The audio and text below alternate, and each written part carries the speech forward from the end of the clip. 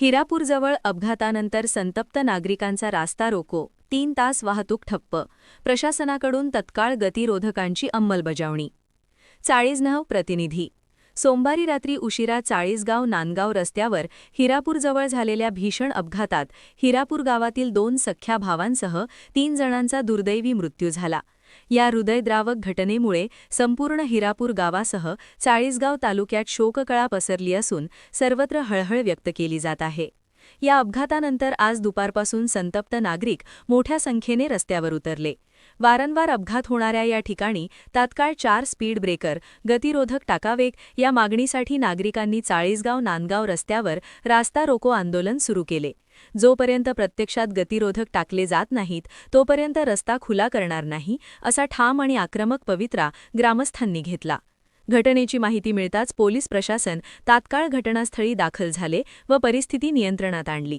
नागरिकांची मागणी प्रशासनाने मान्य करत तत्काळ गतिरोधक टाकण्याचे काम सुरू केले. अखेर सायंकाळी सुमारे 6 वाजेच्या सुमारास रस्ता वाहतुकीसाठी खुला करण्यात आला. दरम्यान जवळपास 3 तास रस्ता बंद राहिल्याने दोन्ही बाजूंना लांबच लांब वाहनांच्या रांगा लागल्या होत्या.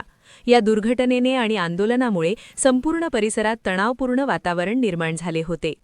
हिरापूर परिसरात वेगमर्यादा न पाळता वाहने चालवली जात असल्याने अपघातांचे प्रमाण वाढले असून कायमस्वरूपी सुरक्षित उपाययोजना करण्याची मागणी ग्रामस्थांनी प्रशासनाकडे केली आहे. MH52 न्यूज लाईव्ह आवाज जनतेचा. बातम्यांसाठी संपर्क नवनाथ मांडे, चाळीसगाव.